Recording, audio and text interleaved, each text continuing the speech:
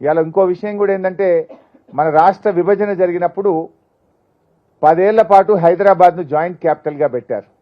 ఈ జూన్కు ఆ 10 ఏళ్లు పూర్తి కాబోతా ఉన్నాయి. మళ్ళీ జాయింట్ క్యాపిటల్ని ఎక్స్టెండ్ చేయాలని ఇప్పటికే ఆంధ్రప్రదేశ్ నుంచి స్టార్ట్ అయింది. రేపు దాన్ని గట్టిగా అడ్డుకోవాలన్నా పార్లమెంట్లో గొంతు విప్పి మాట్లాడాలంటే అది బీఆర్ఎస్ పార్టీతో సాధ్యమవుతుంది. ఇవాళ రేవంత్ రెడ్డి గారికి ఆంధ్రాలో ఆయన మూలాలు ఉన్నాయి. ఆయన మళ్ళీ వాళ్ళకి సహకరించే ప్రమాదం లేకపోలేదు. గతంలో కూడా 7 మండలాలను ఆంధ్రప్రదేశ్లో కలిపినప్పుడు బీజేపీ ప్రతిపాదించింది, కాంగ్రెస్ ఆ బిల్లుకు మద్దతు ఇచ్చింది. ఎందుకంటే వీళ్ళ రాజకీయ ప్రయోజనాల కోసం ఆ 7 మండలాలను లోయర్ సీలేర్ పవర్ ప్రాజెక్టును తెలంగాణకు దక్కకుండా చేసిన 2 జాతీయ ప్రాజెక్టులు. ఆ రోజు తెలంగాణలో 7 మండలాలను సీరియస్ గా వ్యతిరేకించింది, బంద్ కాల్ ఇచ్చింది, దీనికి బిల్లుకు అగెనిస్ట్ గా ఓటేసింది ఒక్క బీఆర్ఎస్ పార్టీ మాత్రమే. రేపు చాలా ఇష్యూస్ కూడా ఉన్నాయి. లైక్ రాష్ట్ర విభజన అంశాలు ఎన్నో ఉన్నాయి. ఈ జాయింట్ క్యాపిటల్ అంశం ఉంది.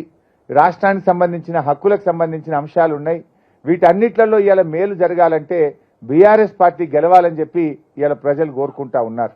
2 జాతీయ పార్టీలు కూడా తెలంగాణకు అన్యాయమే చేసినాయి. ఇవాళ బీజేపీ గారు నమస్కారం. యూసుఫ్ బాబు, ప్రజాపూరు.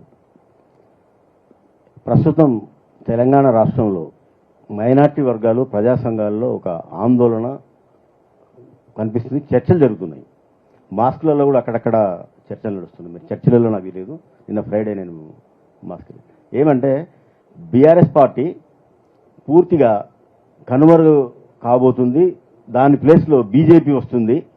అయితే రాష్ట్రంలో ఇబ్బందులు వస్తాయనే దాని మీద ప్రజల్లో చర్చ నడుస్తుంది. మీ దృష్టికి వచ్చిందా? వస్తే మీరు అంటే ఒక ప్రాంతీయ పార్టీ అనేది ఇక్కడ అవసరం అనే ఒక ఉంది. ఎందుకంటే తెలుగుదేశం పార్టీ ఎట్లా లేదు ఉన్నా కూడా. యూసుఫ్ బాబు గారు, your question is a very valuable question and a good question. ఆ ప్రశ్నలోనే సమాధానం ఉంది. ఇవాళ ఈ రాష్ట్రంలో బీజేపీ లాంటి మతతత్వ పార్టీ వస్తే మైనార్టీలకు రాబోయే రోజుల్లో ఇబ్బందులు వస్తాయి.